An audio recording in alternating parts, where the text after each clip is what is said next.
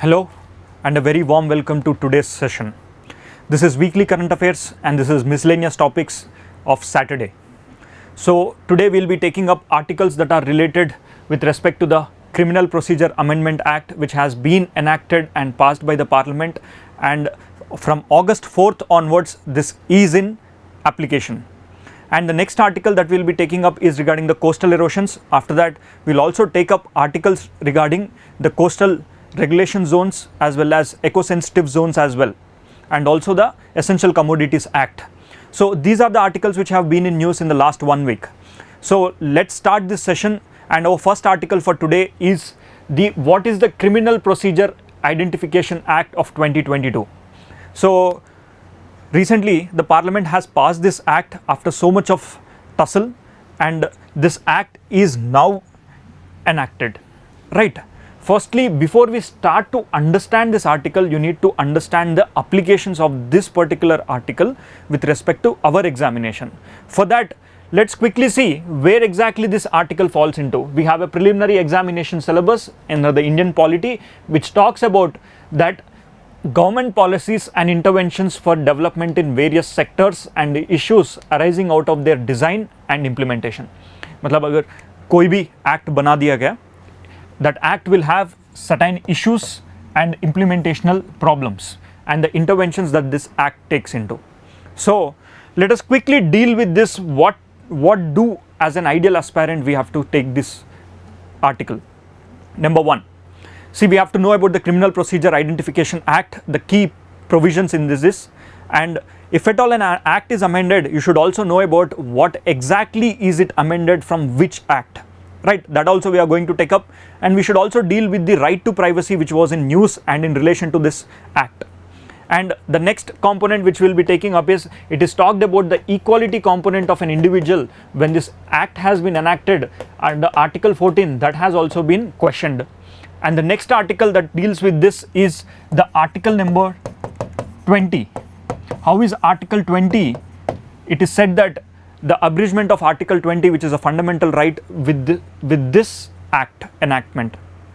And nextly, we'll also be understanding some of the contemporary laws which are also talks about the identification of the prisoner. So under various dimensions, let us explore this article.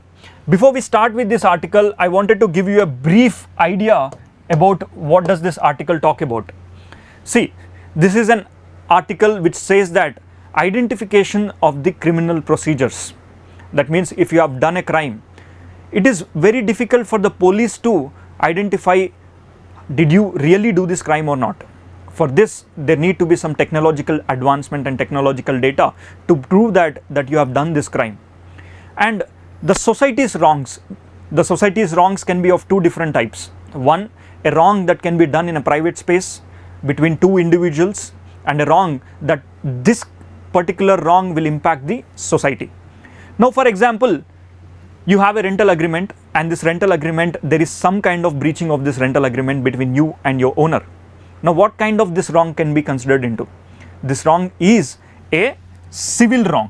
ठीक है? Wrongs in the society जो होता है ना, wrongs in the society, it can be of civil in nature and it can be criminal in nature. Now, what is the difference between civil wrong and a criminal wrong? Here you have to understand that a criminal wrong, when it is done, it will impact the society, right? And also it is generally understood that if at all you do some kind of wrong, and it is the duty of the government to protect this person from doing further wrongs, right? So these kind of activities are considered to be criminal, some kind of violence and other harmful activities which can impact the society and lead the society in a wrong path. Now, when it comes to civil activities are petty activities where a crime kind of related activities are not involved. In simple terms, a relation between you and your tenant and an owner where some kind of misagreements happen, that is your civil law. So the current act which talks about Criminal Procedure Identification Act, that means the amendment has been done under this category, right? So if person A has committed a crime and this person has been accused by person B that A has done a wrong. A has done a wrong, only an accused, this person is only an accused person. Now when this accused person is further taken by the police and arrested, now this Criminal Procedure Amendment Act says that biological as well as physical samples can be collected from this person, right? Now this is what is your Criminal Procedure Identification Act, which was earlier called as the Identification of Prisoners Act. Okay, there was an act which was once called Identification of, you see, the first act that talks about is the Identification of Prisoners Act. Now this Identification of Prisoners Act talks about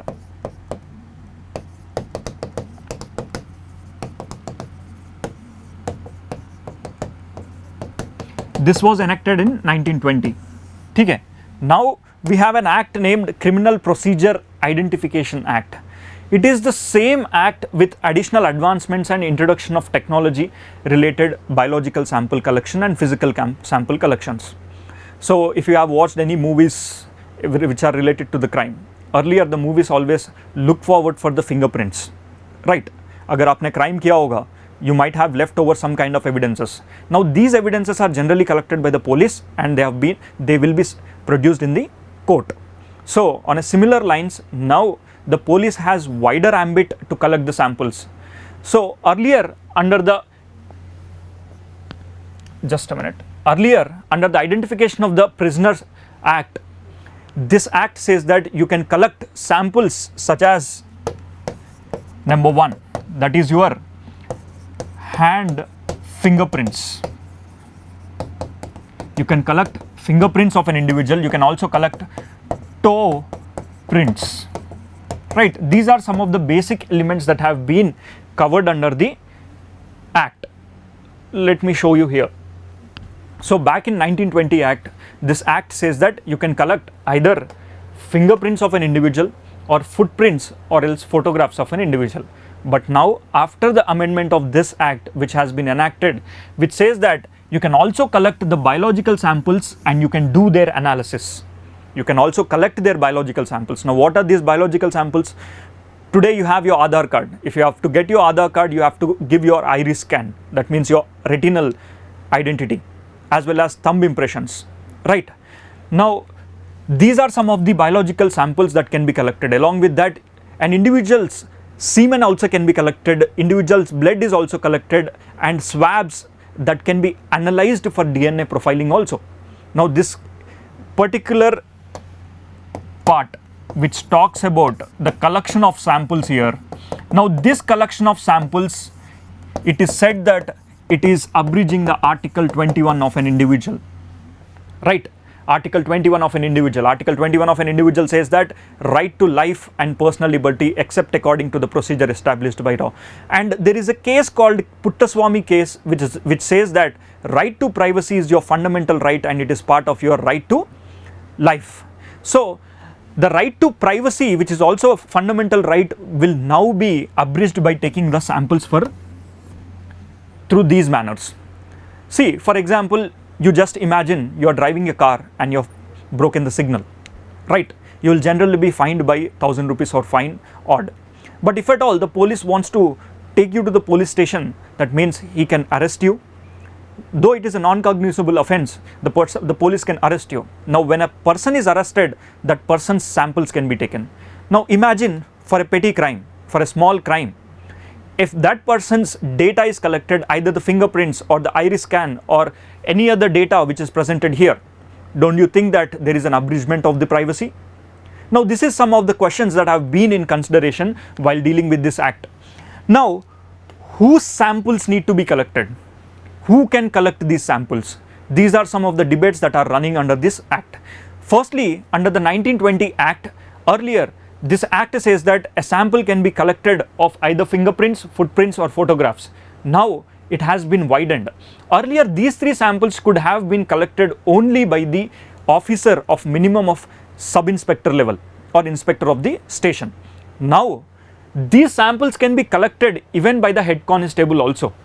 So for suppose, just imagine we generally trust an officer who has authority in their hand.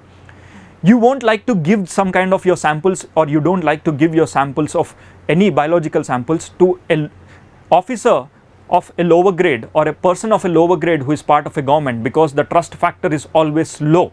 This is what is conceived by the National Crime Reports Bureau.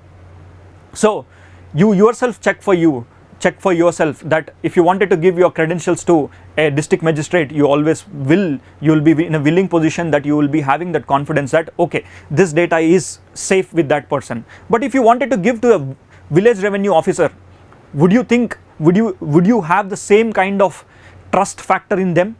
Now here comes the question again. So these are some of the aspects.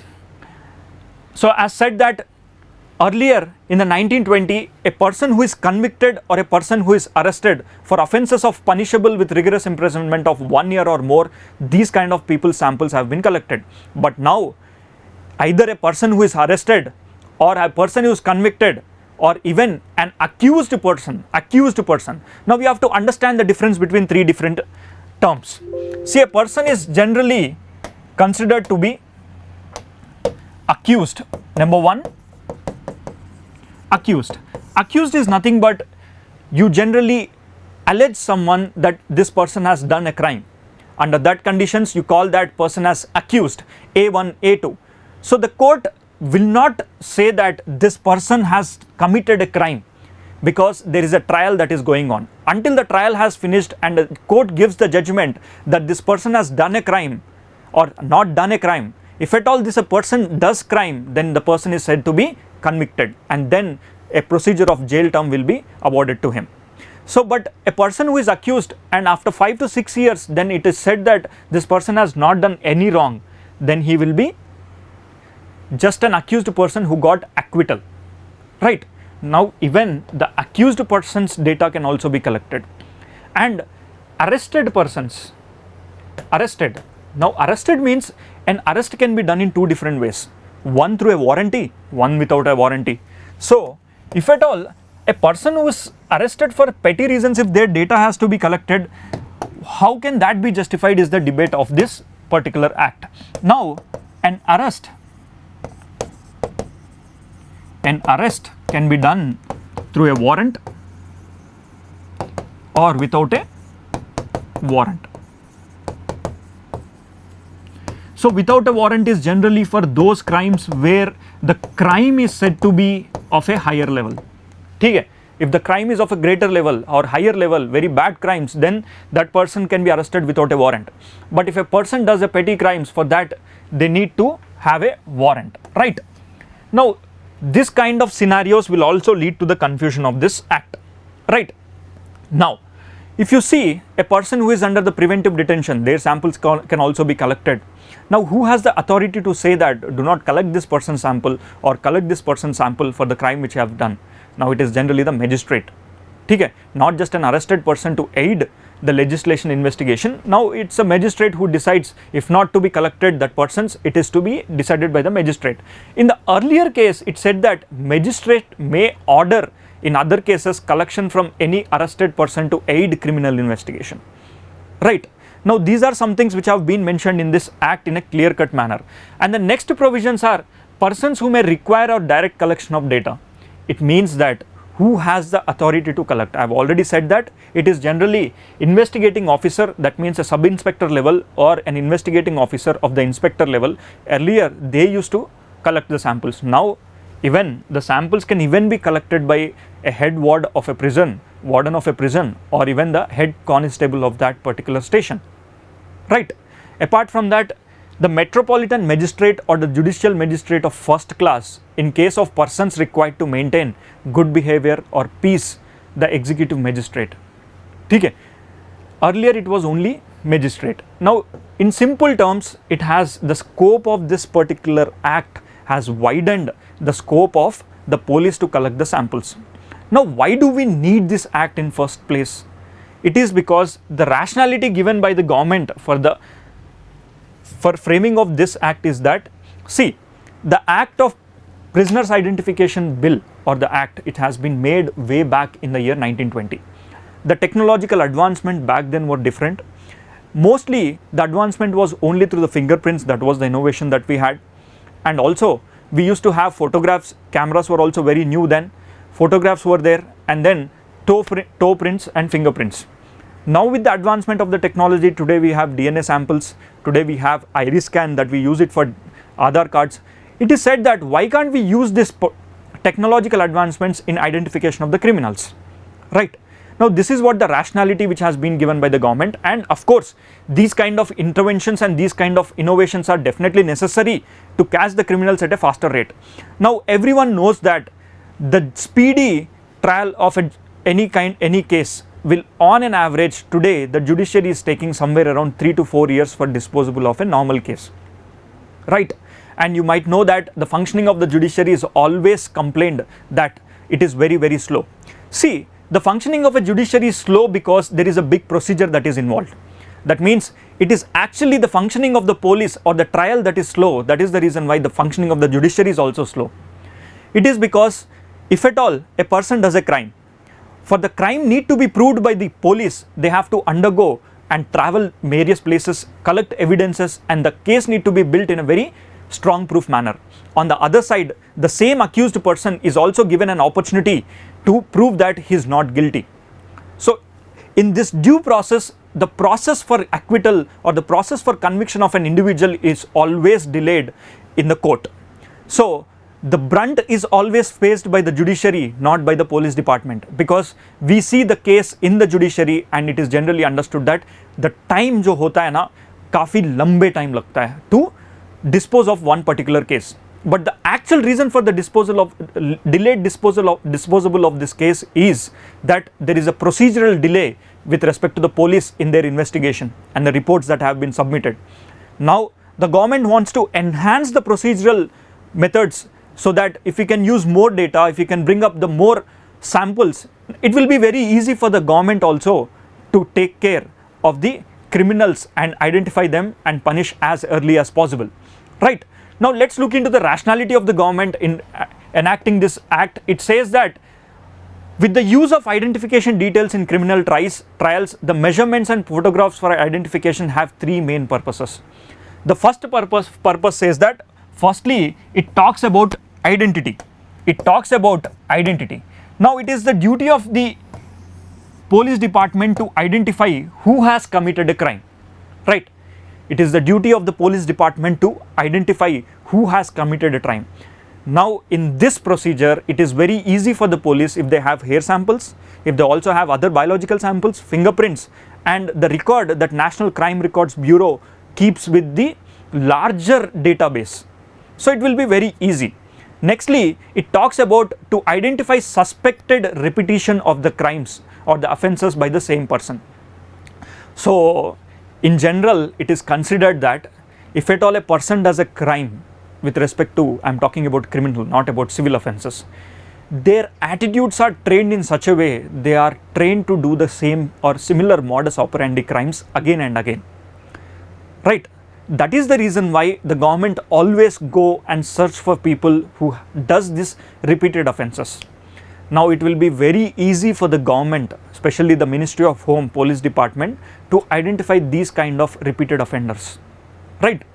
And by this sample collection or the data advancement, they can easily establish a relationship between a person who have committed a crime earlier and with the same modus operandi, a similar crime has also been conducted elsewhere. They can easily correlate between these two crimes. So generally a crime, it is said that the criminal will always have a signature in doing their crimes.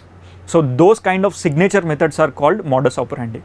For example, there is a theft in your home, and that theft, if it is done in a one particular manner, and a similar kind of theft has also happened in few villages far away from your home or few cities far away from your home, it is generally understood that it is the same persons or the same connected groups might have done the similar kind of crime in a different city. Now it will be very easy for the police department, if at all they get a hair samples in that home, if at all they have some kind of saliva samples or any biological samples which they have left. So it will be very easy if they have similar samples here and similar samples there, or if at all any CCTV footage. So the crime identification and the procurement of information today, it is very, very wide.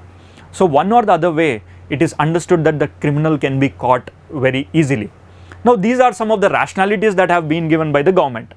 Now let us try to also look into the relationship between the National Crime Records Bureau. What is it? Why is this National Crime Records Bureau being authorized to store such kind of data? Suppose a person has committed a crime. Now who will be storing the data of that particular person? It is the National Crime Records Bureau. So here I wanted to ask you a question. Law and order is a state subject, right? Police is a state subject. Now collection of the data of these criminals will be whose subject? Is it the state subject or the central subject? Suppose you do a crime and that crime falls into state subject or a central subject. Now who has the authority to deal with this? Now for all these problems, there is a single point solution, that is National Crime Records Bureau under the Ministry of Home, which will keep the database of all the criminals who have been from where the samples have been collected, right?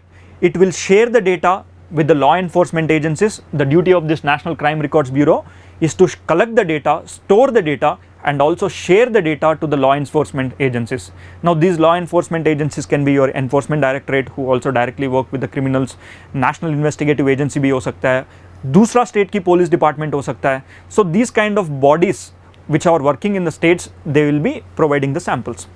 Now for how long this sample will be stored?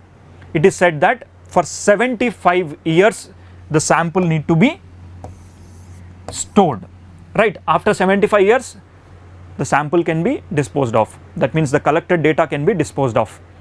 Now records will be disposed or discarded in case if a person has been accused, and this person after 7 or 8 odd years, if the case has been said that the judiciary says that this person is no longer an accused person, he is acquitted.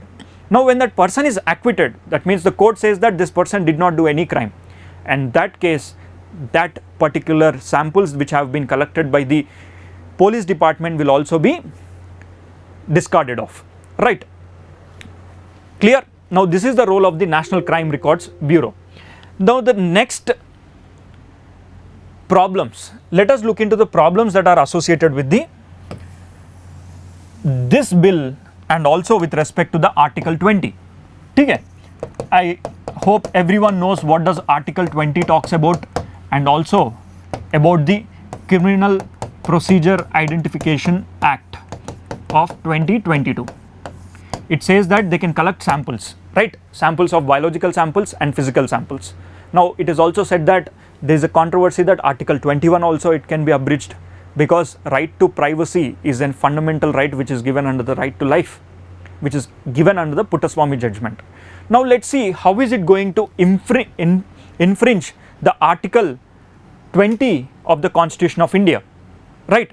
Now the Article 20 of the Constitution of India has 3 parts, A, B and C. A says that ex post facto law, no ex post facto. See, ex post facto means suppose today there is an act that has been enacted. Now the act will be applicable from today, right? It will not be applicable before. Okay? Now these kind of laws are called prospective laws. They are called as prospective laws. On a similar way, there can also be a retrospective act as well. Now what do you mean by this retrospective act? It says that if at all there is an act that has been enacted today, it is applicable from now on for the future and also for the previous time also. So usually the criminal laws are always ex post facto laws. If an act that is enacted today, from now on it will be applicable. The data cannot be collected for the previous criminals.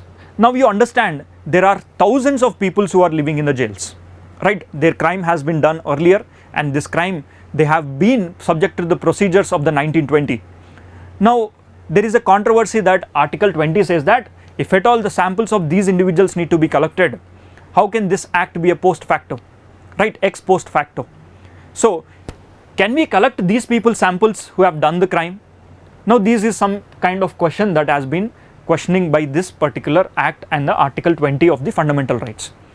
Now there is an other provision that no double jeopardy. The second provision says that no double jeopardy. Now what do you mean by no double jeopardy? It simply says that for one crime you will be punished only once. You will not be punished again for the same crime, right? You will not be punished for the same crime twice. Now let us try to understand a case of the Criminal Procedure Identification Act.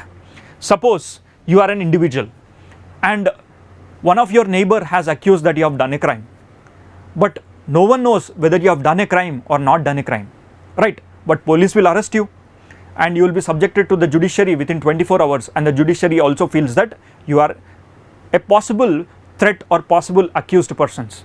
Now you are one of the accused person, but when you are taken to the station, police station, now here you are just an accused. Okay. Accused are not meant that they are convicted, right? Or else you are arrested and taken to the police station for any crime under the preventive detention. That means there is a possibility that you may do a crime. Because of you there can be a possibility of crime. So you will be taken to the police station, and in the police station you say that I am not going to give my any of the samples. Okay.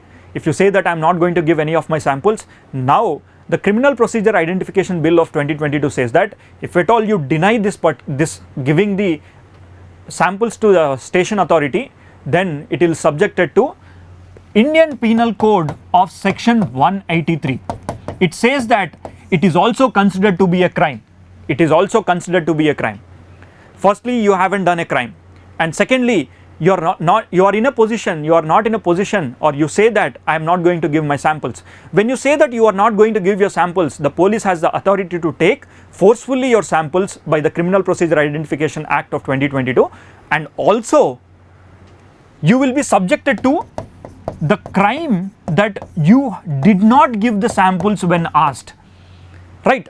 Maybe for the reason for which you are arrested, after an year, after a few months or after a few days, you have been said that this person is accused and this person is acquitted. Okay. That means you haven't done any wrong. Okay. You haven't done any wrong, but still after 4 months or 5 months of some time you have acquitted, but still in the police station you have denied giving your samples. That means this particular case can still run on you. Okay. Now this can be a double jeopardy. That means you haven't done any kind of wrong things and still you have been subjected to one of the Indian Penal Code sections, and you can be punished for not just not giving. Okay. This is some of the grey area which this act has to look forward into. And lastly, no self-incrimination is the concept of 23 subsection 3, which says that no self-incrimination. So here for this you have to understand the logic that हम इतने सारे data तो collect कर रहे हैं, right? We are collecting so much of data, but we have to understand that where are we going to store this data? Is this data so safe with us?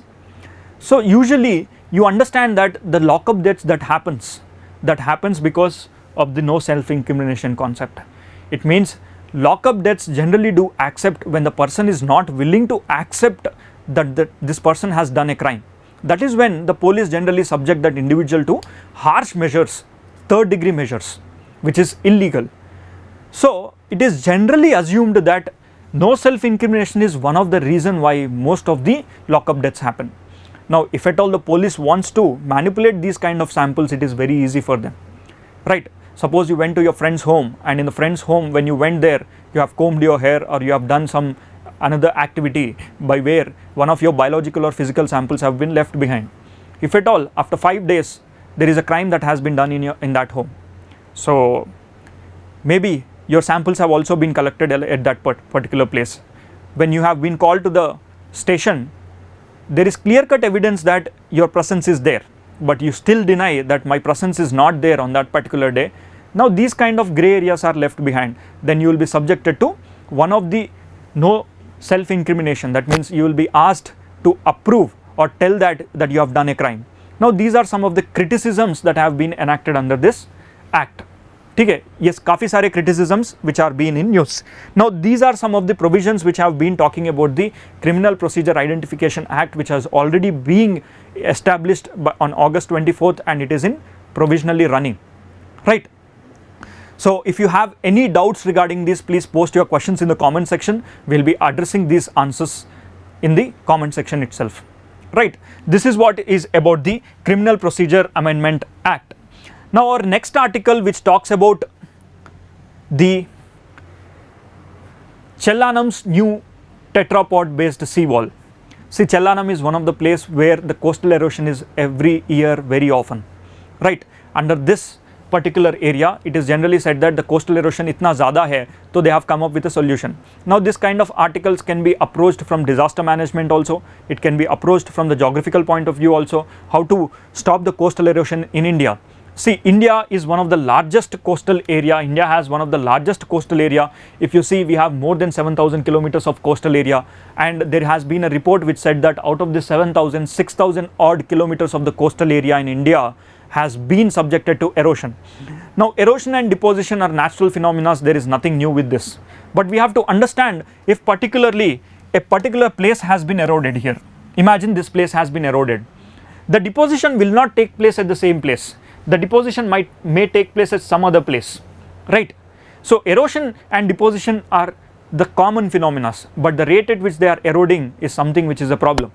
So across the coastlines of India, it is said that near about 60% of the total coastlines of India are eroded since last 1990s a acre. So it is very important to understand the erosional activities that are taking place in the coastal area and the steps that have been taken by the various coastal regulating areas so that they can prevent these coastal areas. Now what are the methods, what are the methodologies that have been used, and some technical terms that to understand from the geographical point of view, we will be looking into these articles, right? Firstly, see, India has a large coastal area which starting from West Bengal se lekar Gujarat tak, which is more than 7,000 kilometers. And you should understand that the population across the world, 50% of the total global population lies across the coast. It is only near about 50% population lies within the interior of the continent. This is a global population. And if you look into the coastal areas of India, there are different names for the different areas. The Gujarat coast has two different names. This is your Kutch coast and this is your Kathiawar coast. Now from south of Gujarat till the south of Karnataka, the name of the coast for India is Konkan coast, which is also Goa is also part of this. Then little more south you will have Malabar coast, and then Coromandel coast on the eastern side. Then you have northern Sarkars, that is from Vishakhapatnam area to the some parts of Odisha, and Utkal is the area of Odisha. So these are the names of the coastal plains. And here also you have to understand what are the submergent coast and what are the emergent coast. Okay? There are some emergent coast. This is your emergent. Kutch is your emergent. Kathiawar is your submergent coast. Okay? Until Konkan coast, this is all submergent coast. Now come to Malabar. This is emergent coast. आपने कभी सुना होगा द्वारका एक ऐसी reason है जो submerge हुआ था. ठीक है, द्वारका एक ऐसी रीजन है जो सबमर्ज हुआ था. देखो द्वारका यहाँ पर होते हैं. ठीक है, this is your submergent coast.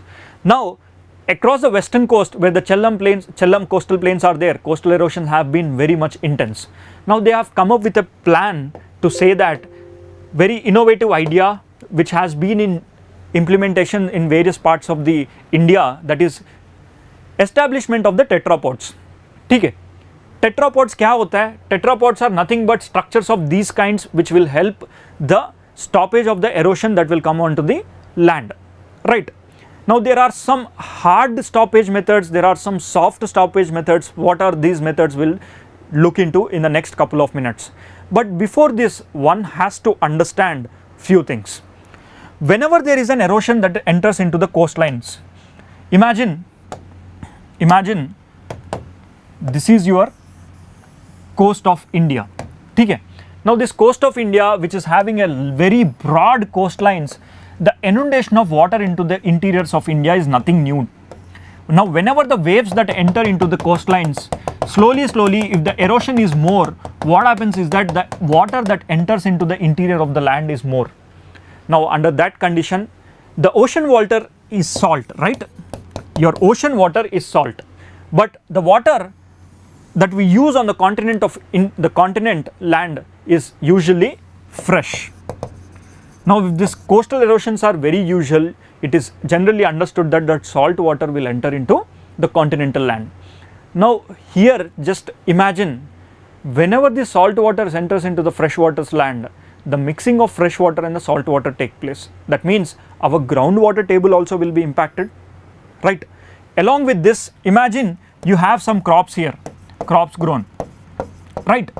Over a period, imagine there's this 1 kilometer stretch of the land where the crops are intensely grown. Now these crops, if salt water, if they enter into these areas, can these crops tolerate?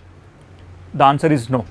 So usually it is understood that the coastal areas are usually subjected to the erosions and also the inundation of salt water into fresh water. Now it is the duty for us to protect these coastlines. Why? This can create a food security threat. This can also create that salt water entering into the land area where the groundwater table can also be mixed up with the salt water, right? The chemical composition of the water can be changed, right? When you dig a deep bore well, instead of a fresh water, there can be a possibilities that salt water can also come out, right? Now these are some of the major challenges, and in India, because of this particular challenge, in India especially, many places have been relocated. Okay. Now the methods that have been used in the protection of the coastline protection are, one of them is the soft, let me show you, just a minute, soft erosion strategies and hard erosion strategies. See, soft erosion strategies are nothing but those which can be temporary in nature. For example, maybe the city in Mumbai, in which one particular area erosion is taking place. In order to protect that erosion, what they do is they bring up temporary structures, like they put in sandbags, or else they put in the levee kind of structures by scraping in the beach, so that the water will come and hit this beach and can go back. Now these are some of the methodologies, but these kind of methodologies are not permanent in nature, yet temporary features. Every season or every 6 months or so, they need to be revamped. Again, investment will be more. Now there are also structural methods where the permanent measures can be taken. That means near about permanent, if not permanent, near about permanent measures in protecting the coastal erosion. Before that, let us quickly see the images that are associated with the coastal erosion. Okay. See, erosion is a natural phenomena. There is nothing new in erosion, but the rate of erosion at which today it is happening because of the climatic change, that is a problem to us. And this intense rate of erosion, if you look into, it can inundate, change the landforms that are present on the surface of the earth. Now imagine there is some kind of settlements next to the coastlines. Okay. Maybe 100 years before, the beach might have been somewhere here. Okay. But because of erosion, the coast has been moved into the interior. Now what about these people who are living in these areas? Their life is at a jeopardy, right? So for this, there can be steps and methodologies that can be taken to protect the coastal areas. So there has been a report in the recent times, last couple of years, around 2020 में एक report आया था. That report said that, which is given by the Ministry of Earth Science, and they have given an atlas. एक atlas दिया गया था. In that atlas, it is said that there are areas of intense erosion. We have to protect these erosional activities. Now, two bodies are associated with. The first body is the National Center for Coastal Research and also Indian National Center for the Ocean Information Services, INCOIS. Now these two bodies, they have been put forward into the actions to take care of the coastal areas. So the National Center for the Coastal Research, what it had done is, since 1990 it started to map the coastal areas till 2018, and it has given an atlas, and this atlas is now being used to identify these erosional activities and take measures. Now what kind of measures will be taken? That measures are your soft methods and hard methods. One of the hard methods which have been taken by the Chellam area is nothing but the usage of the tetrapods. So tetrapods are usually, they are put next to the beach area so that this erosion will not happen to the sand. most of the impact will be taken by these tetrapods itself, so that the land which is present here, that can be safeguarded. Now imagine that these kind of structures, if they are placed somewhere next to the landforms of these types, can this erosion be stopped? Yes, this kind of erosion, if not 100%, at least 60 to 70% of the erosion can definitely be controlled, right? So let us quickly look into the soft and hard methods and what are the methodologies that have been taken into consideration before we take up the soft and hard landings, soft and hard erosions, right? So the INCOIS has taken into account how much is the sea level that has been risen, and coastal slope kya hai, kitna slope hai, and it also takes into account the coastal shoreline change rate. If the rate is more, that means there need to be more amount of tetrapods and hydropods which need to be placed at that particular place, right? Along with this, there is coastal geomorphology also taken into consideration, and tidal range. There can be high tides and low tides, especially across the coast of Gujarat we have high tides, and the coast of the Malabar we have low tides. So in this high tide regions, it is understood that the coast of Gujarat is more prone to erosion. But to this surprise, the report which have been given by the national INCOIS, the Center for Coastal Research, said that it is the state of West Bengal which had the highest amount of erosions, and the state of Gujarat. So around 600 kilometers of coastline, out of this 450 to 500 kilometers of coastline have been eroded. Now where is the deposition taking place if there is an erosion? You have to understand that India's coastline is naturally oriented towards erosional activities and depositional activities with respect to their submergence and emergence. So this is your submergent coast, this is your emergent coast, this is your emergent coast, Kutch region, and Kathiawar is submergent coast. Here Kutch was once considered to be under the sea. Slowly it started to rise up to the land. Now the region of Dwarka, which is present on the tip of the Gujarat Kathiawar peninsula, it is said that this has been submerged. That means there could have been so much of erosion also, there could have so much been deposition also. So the depositional erosional activities need to be taken into consideration before the settlements that need to be taken place at the coastal area. So that's the reason why we will go for these kind of methodologies, right? Now there are some erosional features for the preliminary examination point of view that you also should be aware of. The first one is beach. See, beach is not a depositional feature, it is actually an erosional feature, right? Coastal erosional cause. Okay. Now beaches are temporary in nature. Imagine it is beaches are temporary in nature. Your beaches can move forward and your beaches can move backward. That is based on the deposition and erosional activities. Now next comes your sea cliff. Sea cliff is nothing but a deep steep area which is considered to be as cliff, right? And marine terraces, next to the coastal area, if you have terrace kind of structures, that is considered to be marine terraces. Now caves or arches. Caves and arches are usually erosional activities. Earlier there could have been a dome and this dome has been eroded. Slowly the water has washed away the interiors of this dome and which has converted into a cave. A similar kind of extreme erosions of the cave can lead to the arch formations also. So sea stacks, bays and headlands. These are some of the coastal erosional features and depositional features, right? Now let's quickly look into the hard erosion control methods. Okay. Now hard erosion control methods are nothing but those methods where more or less permanent erosion stoppage can be seen at least for 20 to 30 years. This is what the understanding which we have, right? Now what are these kind of methods or what kind of methods are used here?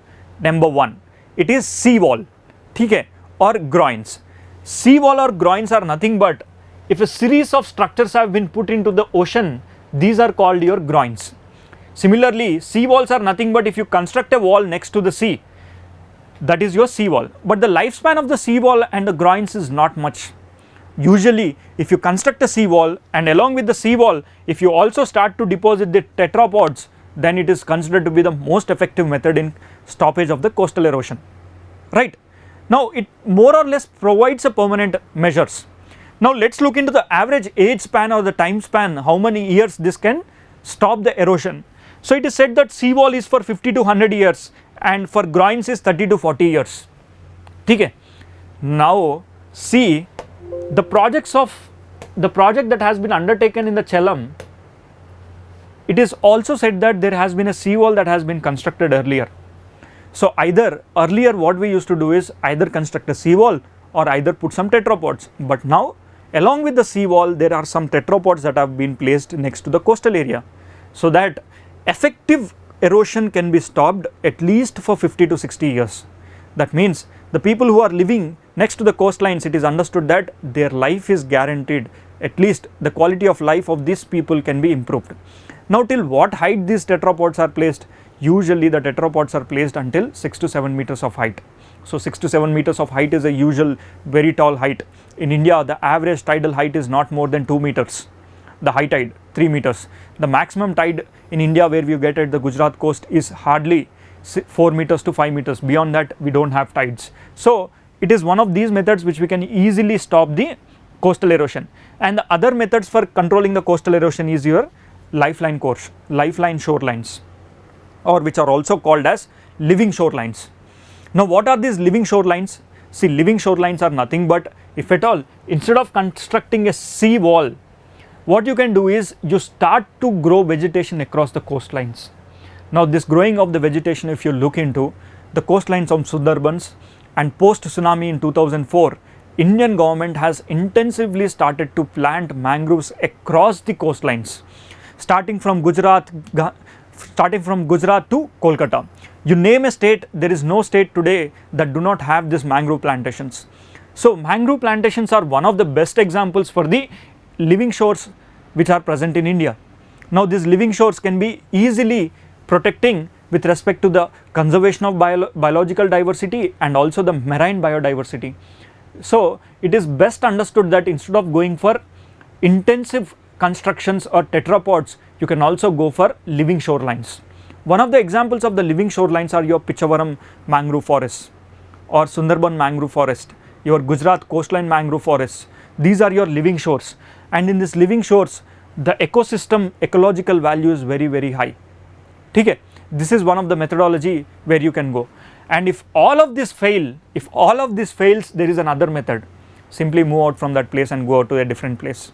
In India, especially the coastlines of the Gujarat, there has been times when the coastal erosion has been intense and the people from there has to be located to a different place.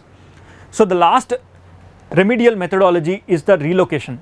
You completely need to relocate. That is the only solution, right? So if at all there is a rise in the sea level, can you name which continent is the continent which is going to face the brunt of sea level first? Is it Asia, Europe, North America, South America? Please comment in your comment sections. See, usually it is Europe. The average height of the Europe is not more than 2 to 3 meters. If at all the rise of sea level is more than 1.5 meter, it is Europe.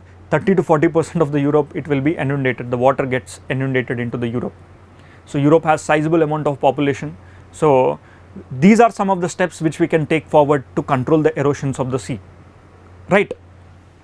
And next article which talks about is the Essential Commodities Act invoked to rein into tur dal price. Agar aap dekhte ho, if you have been into cooking, you would understand that tur dal price has almost doubled in the last 6 months, and now a particular act has come into effect, and this tur dal is put into that act. That is your Essential Commodities Act.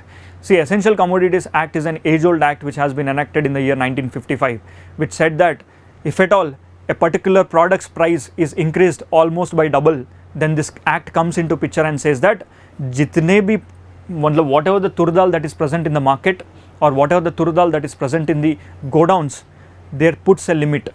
That means in your godowns, you are not supposed to store beyond a particular limit of this particular product, right?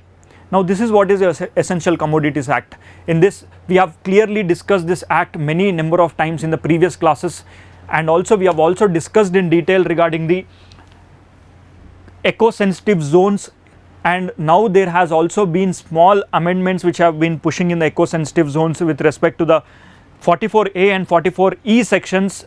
So whenever the clarity is there in the newspapers with respect to 44A and 44E, we will be taking up that. But Essential Commodities Act also we have taken it many number of times. So I will not be spending much time here. I will be providing you a link in the description where you can look forward for this act, right? Now in this Essential Commodities Act, I will give an overview. See, Essential Commodities Act says that 1955 में एक act बना था, and this act says that if at all a particular product's price, if it is 2x doubles, then it can be because of two different reasons. One, there is inflation in the market, ठीक है, there is inflation in the market. Two, all the traders who are dealing with this product, they might have stored this product in their godowns, ठीक है, उनकी खुद की godowns में store करके only certain amount of product is left into the market. Now small amounts of products, when they are left into the market, there are more number of people who will be willing to buy this, so there is more demand and the less product availability. Under these conditions also the price can rise. Now it is understood and considered that the tur dal price is high because of the CPI inflation also, which is at 7%, and also because of storage of this tur dal in the markets. Currently the government is having somewhere around 39 lakh tons of tur dal in the godowns. Now the government said that we are going to release this. No longer this tur dal is allowed to store in your godowns beyond a particular limit, right? Now it has to come into the market. When this product comes into the market, within the market the quantity of the product will be more, and now the price will come down automatically in a matter of time. Now this is the role of the Essential Commodities Act. If you go back and look into, it is this act which played a major role even in the Farmers Bill also. Okay, Farmers Bill, it is said that they are going to scrap this Essential Commodities Act completely. Okay, government figures into this Essential Commodities Act only when the inflation is high and when the product price is more than 50% of the total price in the matter of just 2 months or 3 months. So that we have discussed in the Farms Bill earlier also. This is what it for today, and thank you guys. If you have any doubts, please post in the comment section. We'll be addressing those doubts, and also please make sure to utilize the Seize the Mains program, where the questions for these topics which have been discussed will be provided in the link description below. It is not important to learn, it is also important to write whatever you have learned. So take this opportunity to get your answer evaluated by our experts. So Seize the Mains link will be provided in the description below. Thank you guys.